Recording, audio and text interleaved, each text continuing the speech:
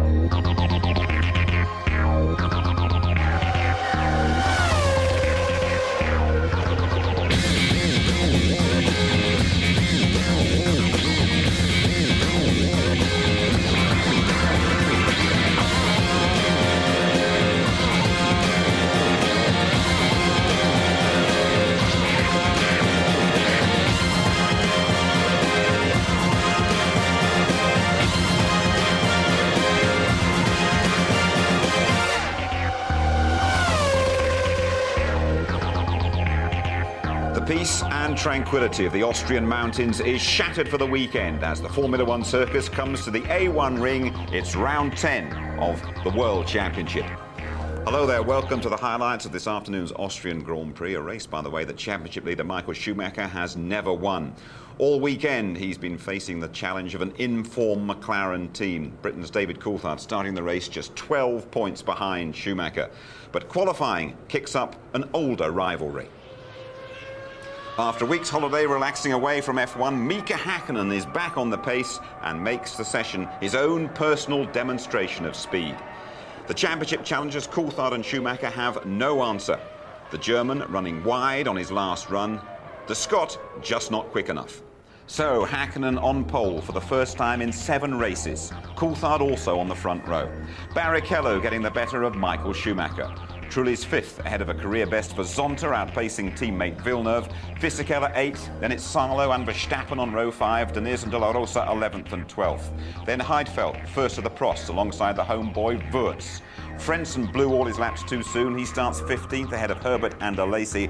A miserable showing for Williams, Button and Ralf Schumacher 18th and 19th. The Minardis of Genet and Mazzacane sandwiched new Jaguar driver Luciano Berti, the Brazilian stepping in for Eddie Irvine, who had to withdraw, suffering abdominal problems. Enjoy the Austrian Grand Prix then with your commentators Martin Brundle, and welcome back Murray Walker. So look on the left-hand side of the grid, Michael Schumacher, and watch the lights. Now, are you ready? Then we will begin. David Coulthard rolling slightly and gets right up alongside Mika Häkkinen. It's a right-hand turn, the first one. David Coulthard could get through. No, he doesn't. Mika Häkkinen chops across the front of David Coulthard, and that's a Ferrari spinning. That's Barrichello gone through, and I think that's Michael Schumacher. It is Michael Schumacher, Jarno Trulli and Ralf Schumacher, and Michael fingering the clutch levers under the steering wheel, and consternation in the Ferrari garage. They may well have to red flag this. They can cover it under the safety car. The medical car there that starts at the back of every Grand Prix. Yes, the safety car is out there, not red flagging it. It's the silver Mercedes estate we saw. It's the medical car. World Championship leader Michael Schumacher somehow has kept the engine going in that. And we've got wave yellows all the way around the circuit. A little SC board. Now Michael's stalled there. That's Michael pulling his car back onto the racing line. I wouldn't be at all surprised. He is going to be destroyed when he sees the safety car procedure. He will want a red flag procedure so he can have a restart. And Giancarlo Fisichella was down there as well, out of the Benetton, but now it's Häkkinen leading, Coulthard second. Salo in the Sauber is in 3rd position, and he started 9th on the grid. What is happening? I don't know. That's Fisichella running back, and Schumacher's car is being craned off the track, as is the Benetton. So that is 2 retirements, including the man who is leading the World Championship and will still be doing at the end of this race. But it's the worst possible situation for Michael Schumacher, out of the race with 2 McLarens in the lead, following the safety car. Mika Salo 3rd, Pedro de la Rosa and Jos Verstappen are 4th and 5th and the two arrows, and somehow or other, Johnny Herbert has got up to 6th position, and he started 16th. Martin, here you go. And Jenson Button is 7th. So in amongst all that carnage, the two McLarens got away beautifully. Look, Michael Schumacher comes up the inside and gets a tap from what must be the BAR of Villeneuve. And Schumacher pushed out of the first corner. Zonta, we think, actually ran into him. It was Zonta, yeah. Yes, and then, of course, you got a traffic jam. And look, Michael Schumacher somehow, after a very poor start, gets up the inside of Barrichello, but it's going to be Zonta that tags him at the rear and puts him into a spin look. Zonta going too deep into the corner, Barrichello taking to the gravel, as did several others. Yeah. And that's why people at the tail end of the field made such huge gains on that first lap. And one of the people who suffered was Jacques Villeneuve, who was 7th on the grid. He's down to 15th position because you can see he's having to finagle his way round the side of the stationary Ferrari. Safety car is in this lap, so the safety car, here we can see another angle, and yes indeed, it is Zonta that does not brake early enough and gives Michael Schumacher quite a firm shove. And at that point, Barrichello's hovering around the outside, wondering whether there'll be any space for him, and he has to go onto the grass, and then it's pandemonium behind them. Well, it's always silly to make predictions, and certainly at this stage of the race, but it looks as though it has handed it on a plate to McLaren, with Häkkinen leading, Coulthard in 2nd place, Mika Salo, whose car performance, of course, doesn't hold a candle to the McLarens in front of him. But the interesting thing is that Johnny Herbert is coming up through the field now. He is in 5th position in the Jaguar. There he is. Going through is Barrichello, who's taken 2 places on this lap. Barrichello is the man to watch in the Ferrari. It's all down to him, but he's got to get past Jenson Button, he's got to get past Johnny Herbert, he's got to get past De La Rosa and Mika Salo. And I think he'll be able to do it as Jenson Button there in the Williams, which is handling much better now in the race than it did yesterday in qualifying, is right behind the Ferrari of Rubens Barrichello. Yes, I saw Verstappen had to come in at the end of the first lap. He was up in 4th place, amazingly, after the chaos of the first lap. He must have tagged somebody and come into the pits for a new nose or something. He's now back out on the racetrack, and there are 3 cars out of this race already. Michael Schumacher, Jarno Trulli and Giancarlo Fisichella all out of the race. And Heinz-Harald Frentzen in the other Jordan is 8th. Now let me give you the top 10 so that you can put things into context. Hold on, Murray, let's just see this move from De La Rosa on Salo. Can he take 3rd place? He's got a good line up the inside, and yes indeed he does. De La Rosa up to 3rd. And Barrichello right up behind Johnny Herbert. Look for the Scarlet Ferrari behind the green Jaguar. Here it is coming towards us. Häkkinen is leading, Coulthard is 2nd, Salo in the Sauber is 3rd, De La Rosa is now past Salo, and Herbert is 5th with Barrichello crowding him. 7th is Heinz-Harald Frentzen, 8th is Jenson Button, 9th incredibly is Marc Genet ahead of Alexander Wurz. And look at the 2 McLarens, they're already clearing off from Pedro De La Rosa, the Spaniard, who is proving that the Arrows is a rejuvenated car, as a very unhappy Michael Schumacher stalks back to the Ferrari garage.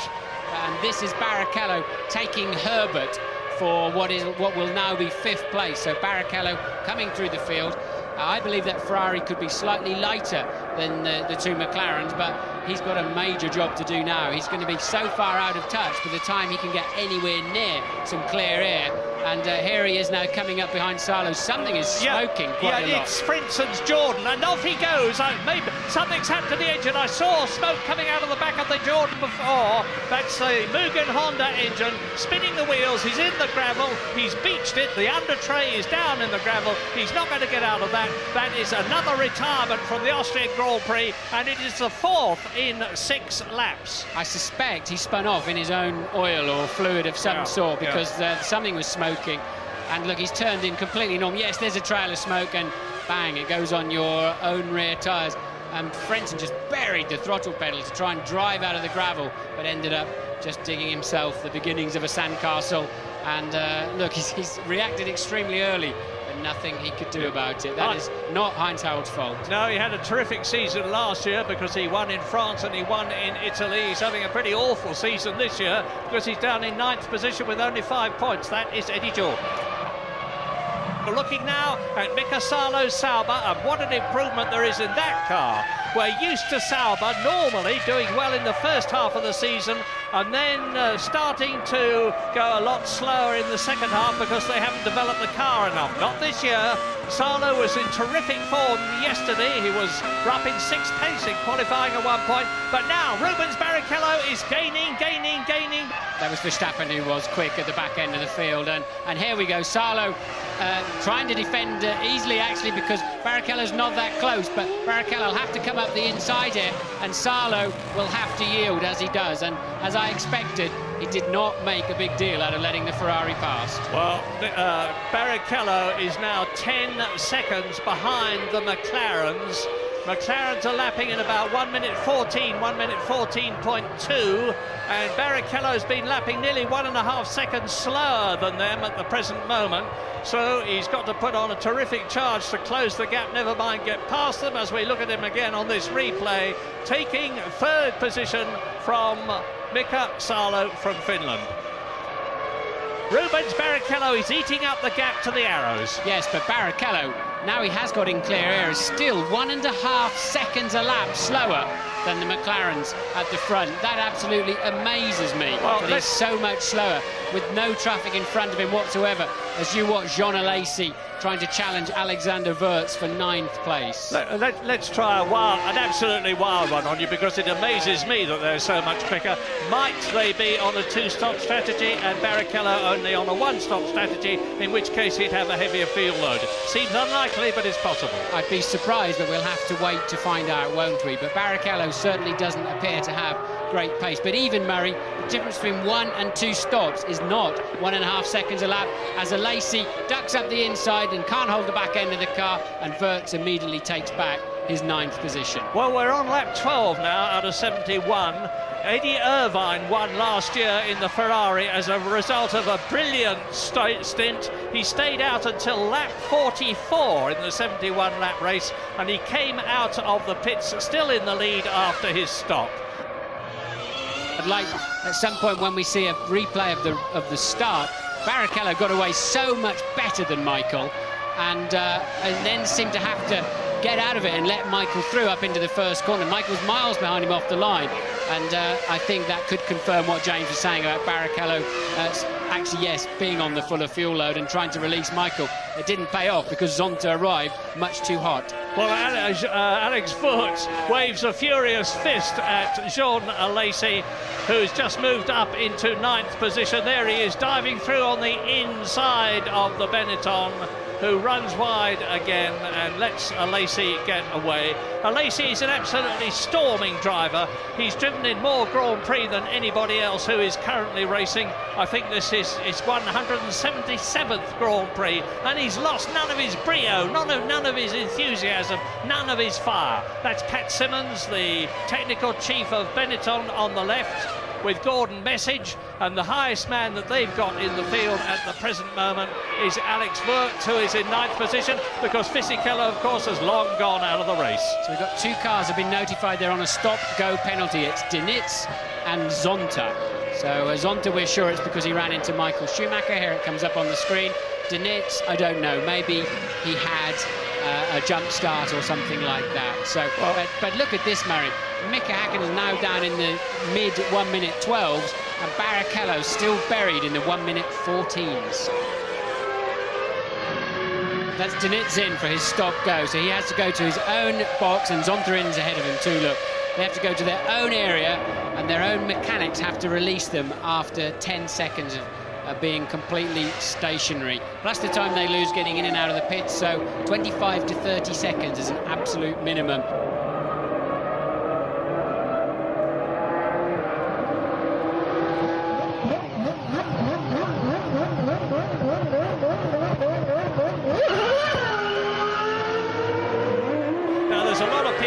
Saying that, of course, the best thing that could possibly happen here today is for the McLarens to finish 1st and 2nd, as they did in France, because that would close the championship right up. Because at the present moment, the McLaren team is on a potential 16 World Championship points in the Constructors' Contest, which would put them ahead of Ferrari, even if Rubens Barrichello finished in 3rd position, and he's in 4th place at the present moment. Della Rosa now 26 seconds behind Mika Häkkinen. Louise, what can you tell us? Well, I'm here with Michael Schumacher. Michael, punted out of the race at the first corner through no fault of your own. Has to be your worst possible nightmare. Oh yeah, I mean that's one of the parts which makes you disappointed, no doubt.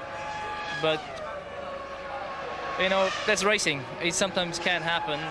I don't think Ricciardo is the person who does anything like that purposely. He just overestimated his abilities, and the corner speed has happened to me in the past. I mean, I have done a mistake, and I guess he will admit he did one.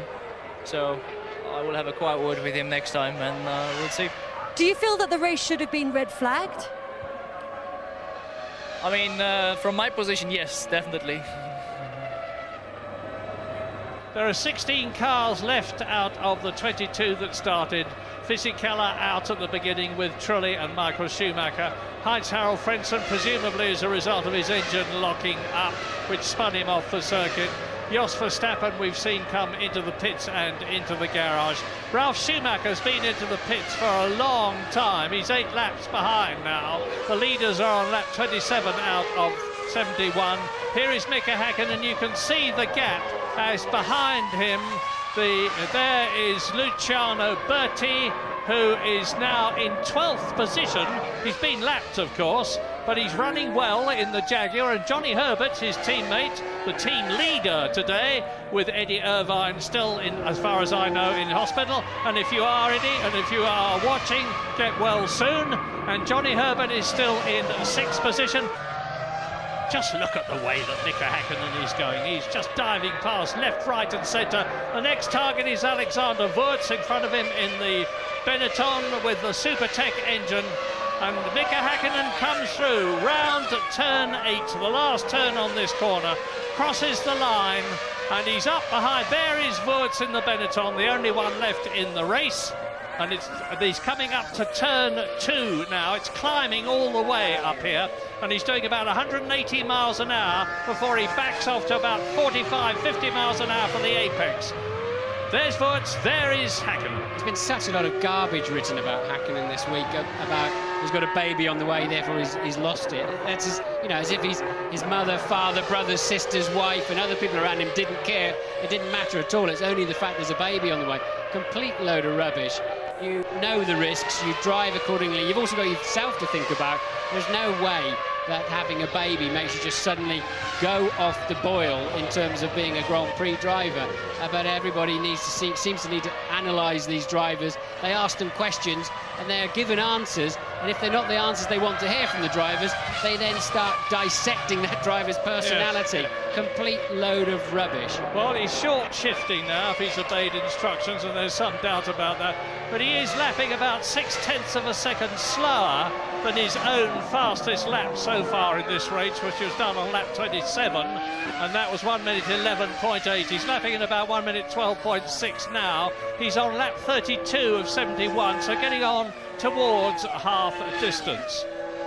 And that was that dust coming back from behind the arrows? I fear it's a little bit more than dust. Certainly Della Rosa's gone a lot further into this race than I thought he would in terms of fuel, so maybe eating my words on that one. But yes, it's beginning to breathe rather heavily, isn't it? That is not going to make the end of the race, Murray. No, it's a super... So, oh, no, my goodness, it isn't. No, it's so... Whoa, that's it. Bang, bang, bang. Out goes Della Rosa. That's a replay. So Rubens Barrichello will be moving up into 3rd position with the disappearance of the arrows after a superb drive. I don't think it's still running. Yeah, it's not disappeared just yet. That was a replay of it smoking earlier on. Now he's coming in for, let me look out of the window, it's a routine stop. They're expecting him. So he may have to, he's certainly not going to be able to get to the end of the race without stopping again, I would have thought, from here. But Della Rosa in, but surely that engine is not going to see the checkered flag. 6 laps into the window, it looks to me as though he's going to turn in. Very leisurely stop, no tyres, you see. Looking at the back of the car, no, this is the end of Della Rosa's effective race. whether he rejoins or not. So Barrichello goes up into fourth position, third position. Mika Salo goes up into fourth. Johnny Herbert is fifth. Jenson Button, for the fourth time in his career, is in the points. He's finished in the points twice, and he's in the points again. And Marc Genet is in seventh place, and now Mika Häkkinen has lapped everybody up to seventh position. Oh, and as I say it, he passes Jenson Button.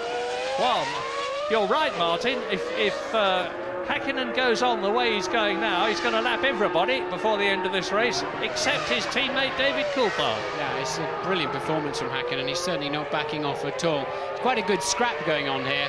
You've got Salo, 9/10 behind him is Herbert, and now just a little bit more is Jenson Button. He was 1.2, but he had to yield to the McLaren of Häkkinen that was lapping him. But a good little scrap there for what will now become fourth, fifth and sixth. That's Salo, Herbert and Button.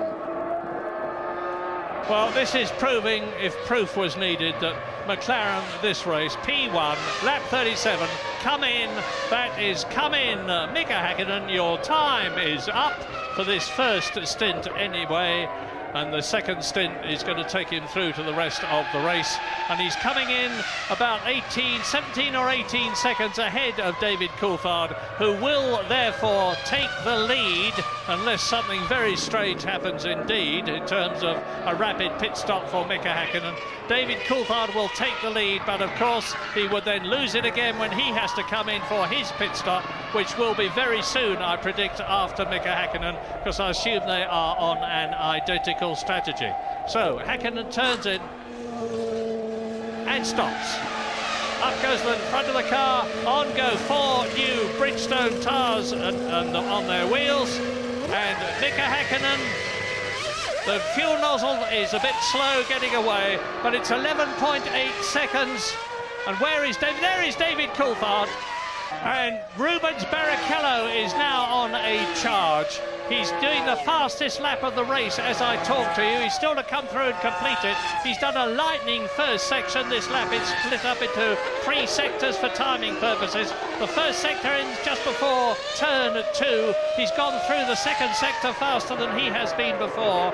But the gap between him and Mika Häkkinen is still some 30 seconds. Coming down now, it's 20 seconds as a result of Häkkinen's stop, and Barrichello has yet to stop himself. Yes, Barrichello's done his fastest lap of the race rather than the fastest of a 1:12.5, but that's just normal sort of cruising around McLaren pace at the moment when they were trying to just save the engine a little bit. So now Coulthard, if he's got a few extra laps of fuel in this car, it probably explains why he wasn't able to stay with Häkkinen earlier on. The traffic certainly hasn't fallen well, and he hasn't taken it as well as Häkkinen, but Häkkinen quite clearly, in any event, has more speed around this racetrack. But Coulthard leads the race, and he's got low fuel. He must be doing for fuel in the next few laps, and he should be able to pull some of that deficit back that he had on Mika Häkkinen. So the order on lap 41 with 30 laps to go in this 71-lap race. David Coulthard leading Mika Häkkinen now by 10 seconds. Rubens Barrichello is 30 seconds behind Coulthard, but has yet to stop. Mika Salo in the Sauber is fourth. Johnny Herbert still going strong in the Jaguar. Fifth position, 2 potential points.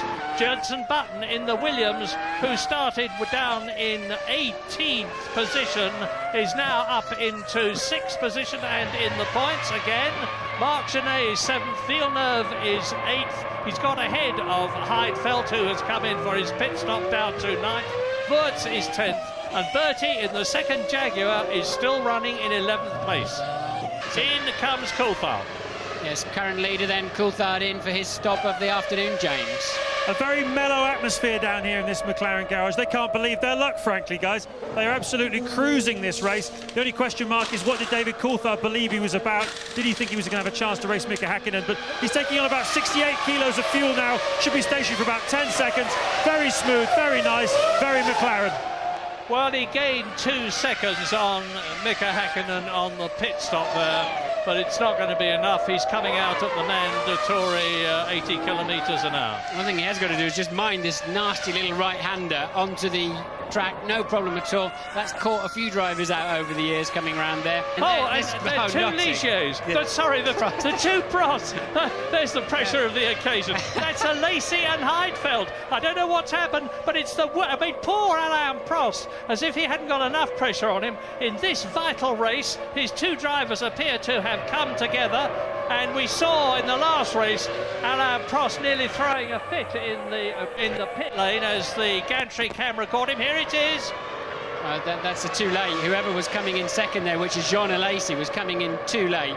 That one has got to be firmly on Alesi's shoulders, and he's still trying to drive away with one wheel hanging off. But it's just too late in there. There's no way he could have expected Heidfeld to yield in that situation, and he was nowhere near close enough. Now, here is a problem. Rubens Barrichello was coming up behind that lot. Look at those shards of carbon fibre being smashed off the car. Look at them all over the circuit. Rubens Barrichello will have had to run through that lot, and it is not impossible that he could get a puncture as a result of it. And that would be the cruelest possible blow for Ferrari. Pedro, can you get any consolation from the fact that the car was running so strongly before you went out? No, it's not enough. Just not finishing another race. It's not good. Especially, I would have loved to finish on a good position for the team, and especially because everyone was thinking that we were on a two-stop strategy and we were on a one, like all the others. And it was a shame, really, because we had some transmission problems. But anyway, this is motor racing. Rubens Barrichello is only a couple of seconds now behind David Coulthard as a result of Coulthard's stop. And Barrichello on lap 45 has yet to come in, so it's a bit of a false picture. Barrichello is with the second place McLaren of David Coulthard on the track, but effectively he's still way back in third position. Johnny Herbert up to fourth place. Yes, because Salo pitted from what was fourth place, and Herbert and Button have yet to stop, and I think this also explains why, I mean, Barrichello going so far into the race, he was very heavy off the line, could also again explain why Michael was able to have such a poor start yet still be ahead of Barrichello into that first corner. You're on board now of the Ferrari as you head up towards turn 2, a car in front of us. Clearly the car, in fact, no, that's a Coulthard, second place man Coulthard, who has already made his stop, of course, and Barrichello surely has to pit anytime soon. But if the Ferrari can go this far on a tank of gas, that bodes very well for those circuits like Monza, for example, where they just need to run as far as they can. But we see in the pit lane, Ferrari mechanics are out, Jaguar mechanics are out. That must be for Johnny Herbert. Bertie's already been in. So now, there we go, Barrichello now must stop.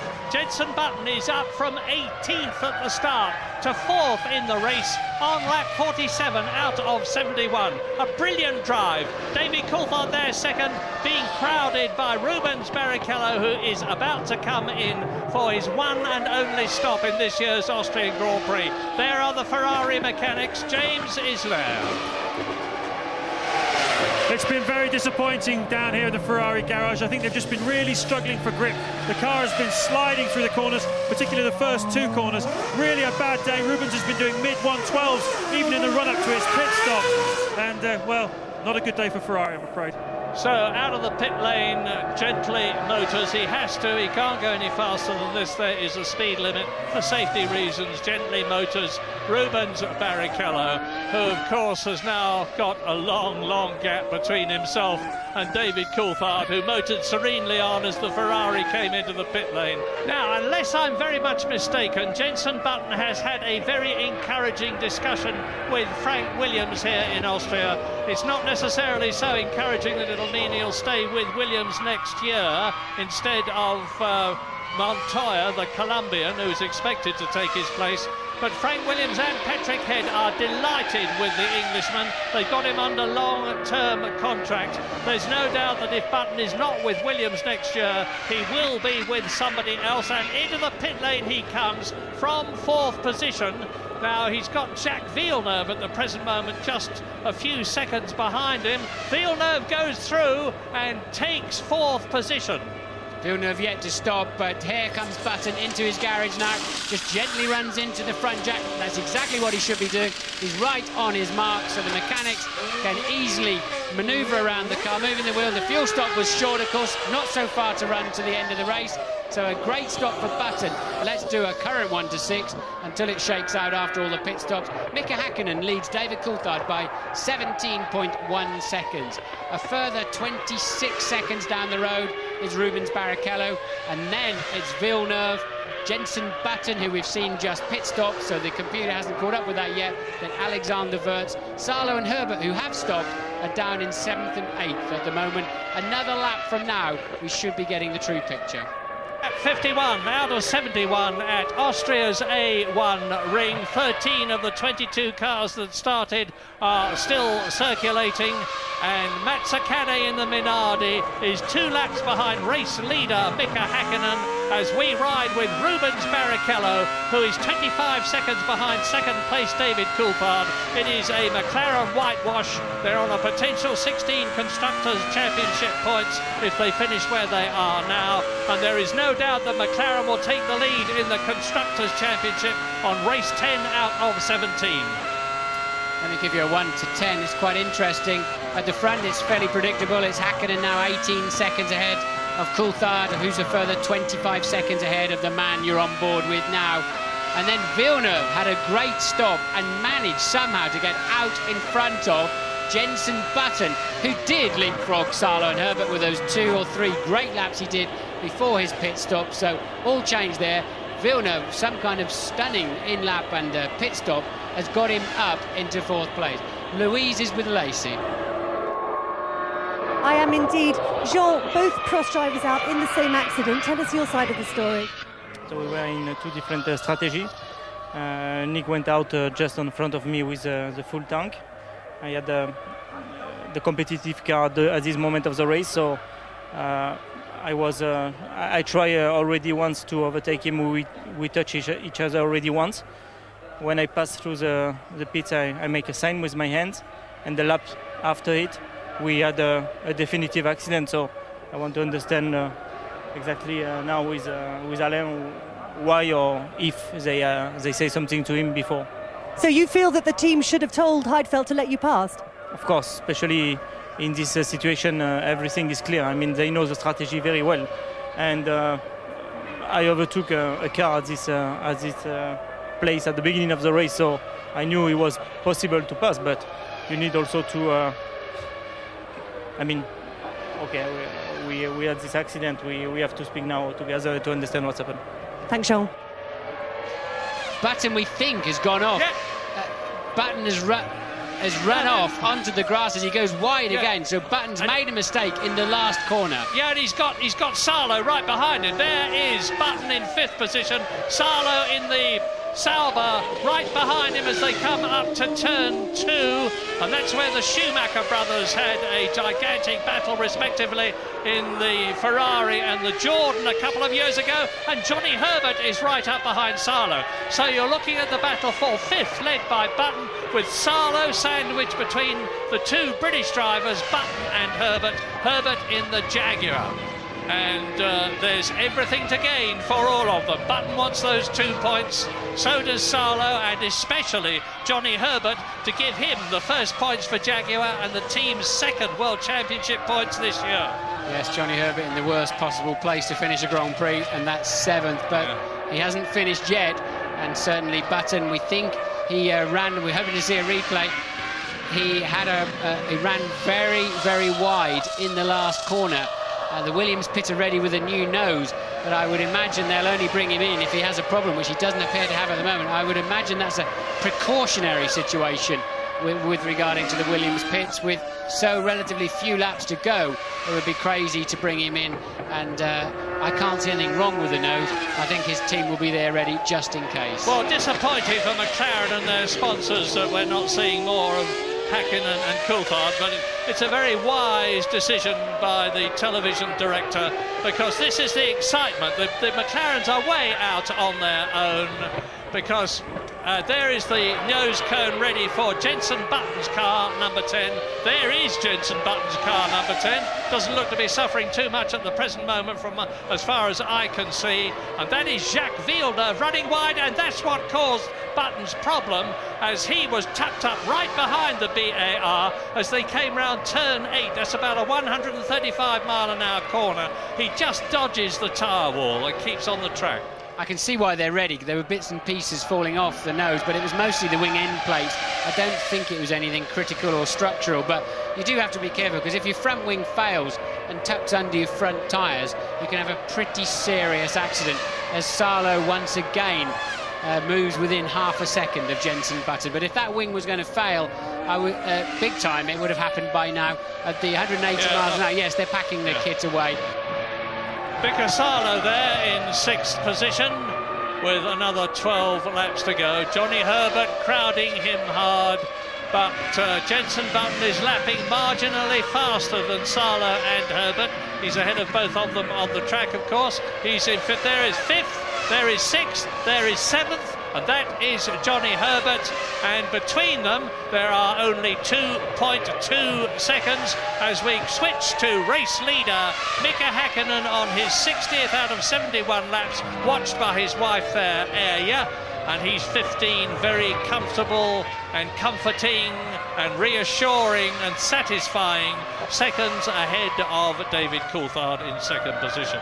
So, as I've said before, 16 World Championship points coming up for McLaren, and at the present moment, or when the race started, they were 6 World Championship points behind Ferrari, so they're going to have a lead of about 6 World Championship points, assuming Barrichello. Oh, there off goes Zonta. Zonta out of the race from 11th position, and that for the Brazilian is his 5th retirement this year. And this is a replay of Ralf Schumacher, who is running last and some 9 laps behind the leader, just out for an afternoon sport, having managed to spin off as well, just for good measure. And Zonta, look, just about getting hit on the head by the hook. Thank you. But Jenson Button is crowding on extremely well. He's been lapped. There's only 3 people on this, the 64th lap at the present moment, and they are, well, Häkkinen, Coulthard and Barrichello. And we've been looking at this bird in its nest for most of the weekend. The producer seems to have a fixation with it. As you can see, it's in the corner of the Ferrari garage. Amazed that he managed to get a pass out of Bernie Ecclestone to get in there, but I guess the action on the track is not that exciting right now, so we're seeing the bird tucked up in the corner of the garage.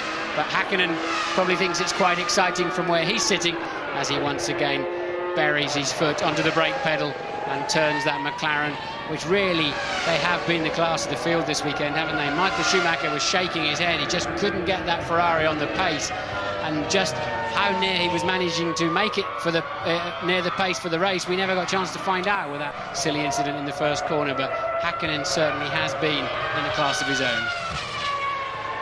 This is a great drive from Villeneuve you're looking at now in his 4th place. He's got a tricky decision. Does he go now to Renault, called Benetton at the moment, who they should be getting it together?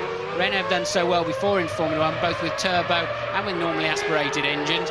Or does he stay with BAR and trying to take some of the advantages out of all the hard work he's put in there? And oh, that was close, wasn't it? So I think Villeneuve really is in a tricky situation, because the last 3 or 4 races, that BAR has appeared to almost be the best of the rest after Ferrari and McLaren. That's Wurz trying to stay ahead of Pedro Diniz and retain his 9th position, as Mika Häkkinen is now on his 71st and last lap, victoriously driving on at the A1 ring in Austria. David Coulthard, there is Häkkinen. David Coulthard is 12 seconds behind him. Rubens Barrichello is catching both of them, but it's academic. He's in 3rd place, 30 seconds over behind Häkkinen. Villeneuve, that magnificent 4th. Button is going to be in the points because he won't have to do the 71 laps on account of the fact he's been lapped. And Mika Salo is going to score a point, and Johnny Herbert is just going to miss it in 7th position. So in the closing stages of the Austrian Grand Prix, up to turn 7 comes Mika Häkkinen at about 130 miles an hour, down to turn 8, and in Austria Mika Häkkinen crosses the line to win his 16th Grand Prix, and we look back now for David Coulthard, who is going to be about 12 seconds behind his teammate. There he is, a magnificent Austrian Grand Prix for McLaren. 16 Constructors' World Championship points. They move ahead of Ferrari, and my goodness, it is mighty close now in the Drivers' Championship, because Michael Schumacher is on 56 points. Mika Häkkinen is on 48 points, and David Coulthard is on 50 points. So it's going to be a terrific climax to the season, starting with the German Grand Prix at Hockenheim in 2 weeks' time. But to say again, the best possible situation, and that's for the 4th time this year for McLaren, because they achieved a 1st and 2nd at the British Grand Prix and at the Spanish Grand Prix 2 weeks ago in France, here today in Austria. 16 points times 4 from those 4 races alone. Barrichello just about saved Ferrari's bacon, but it was not a very convincing demonstration, one has to say, because he was 30 seconds behind Mika Häkkinen, and Villeneuve, who was 4th, was lapped. The Hack is back in great style too. Häkkinen dominant throughout the weekend, always in control of the Austrian Grand Prix. Coulthard 2nd for the 4th year running here. Barrichello's podium, scant consolation for Ferrari. It probably did not look so exciting on television, and it probably looked quite easy. And one point it was quite easy, to be honest. The moment where I was definitely sure, everything became much easier when I had a fuel stop and when the mechanics changed the tires. After that, I knew the game is definitely on my side, and I can really start looking for saving the machine. When Michael went out at the beginning, that changed my attitude a little bit to the race. I knew I was running a bit more fuel than Mika, so I would be a little bit slower up to the first stop. But after about 10 laps, I thought, okay, let's just cock Hanny here, and I took it very easy with the traffic and just tried to get the car home. So from that point of view, I'm happy. I was lucky today to finish 3rd. I mean, I had a big bang from behind on the start. I broke my floor, so the car was completely undrivable to begin with. And so basically I'm lucky to finish the race today. The car was really in pieces after the first lap. I just watched the video there, and I could see the both Ferrari, they stopped completely the first corner. Me and Trulli, we hit the both Ferrari on the back, and as Michael was in the inside, very inside on the dirt, he spun off, and then everybody crashed. I think now everything really starts. Now we start really fighting.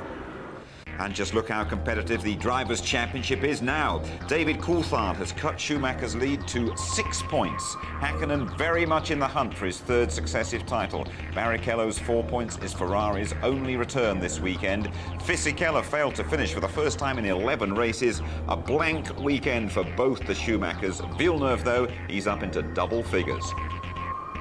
And McLaren hit the front of the constructors for the first time this season. They go 6 clear of Ferrari. Williams overtake Benetton thanks to Jenson Button. Still though on 18 points Benetton. BAR leapfrog Jordan, and Mika Salo taking Sauber above Jaguar. OK, let's have a word with Tony Jardine about the Austrian Grand Prix. Another huge weekend for McLaren. It's looking good for them. It's looking good for us in the championship. It's closed right down to 6 points. It's absolutely brilliant. But Villeneuve, the piece, the big decider at that crunch at the first corner. Zonta, the masked raider, will need his rapier when he does finally meet Michael Schumacher. But look at this. McLaren's away so well, and Coulthard brilliant start there, nearly got past Häkkinen, but he just gets through. There it goes, Zonta tipping off Michael Schumacher on the inside. Barrichello just escapes, Diniz spins off, Trulli crashes into Michael Schumacher, Fisichella out, and then he catches Ralf Schumacher as well. You can just see here, Barrichello getting the little tap from Trulli, who'd started from 5th position in the Jordan, and then it's bedlam after that, and the Ferrari the championship leader was out. You've been in that position in your old rally cars, haven't you? And your one thought there is, how can I get back into the race? And that thought obviously occurred to Michael Schumacher. Because if you've had a crash and you're right near the front and fighting for the thing, you try and get the car into the middle of the stage, so you block it, it has to be cancelled. Any driver would try and do this.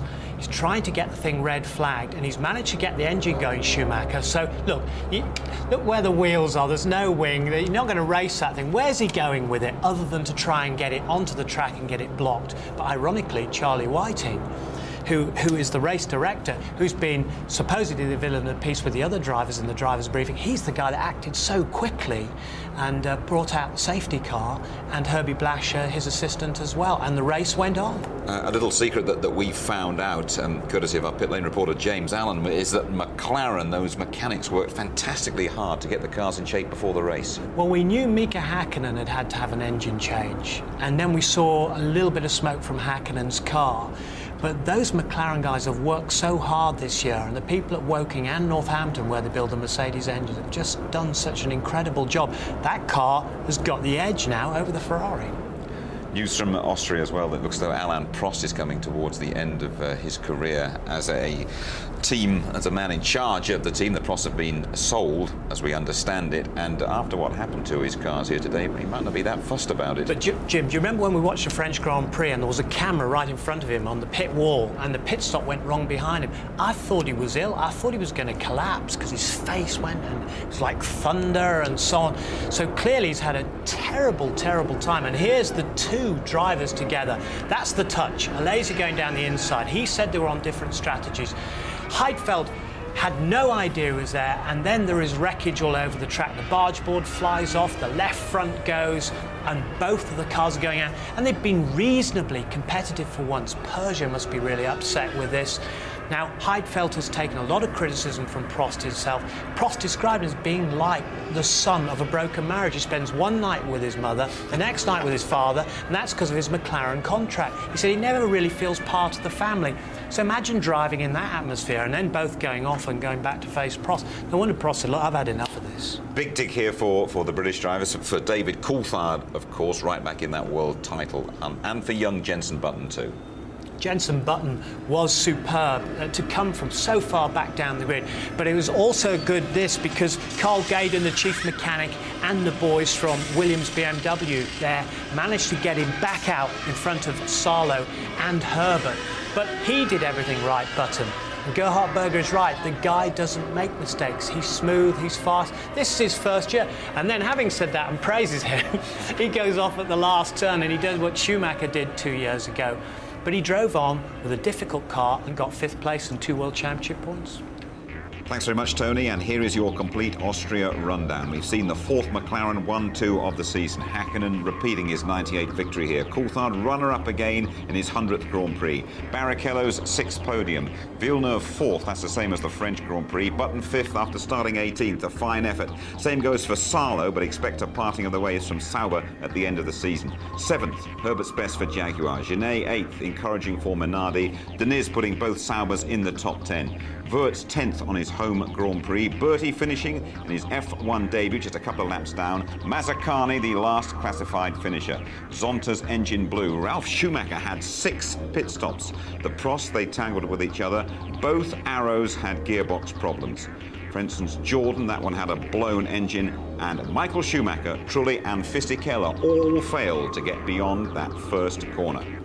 Our next port of call is Michael Schumacher country. We go to Hockenheim for the German Grand Prix in a couple of weeks' time. Watch the qualifying live on the Saturday morning, the full ITV F1 service at 11:30. The race, our build-up starting, the German Grand Prix build-up starting 12:15 on the Sunday, and highlights at 11:50. So another blank weekend for Michael Schumacher. He remains the favourite for the world title, but only just. The bookies can't separate Mika Häkkinen and David Coulthard. We have a 3-way scrap for the title. Good night.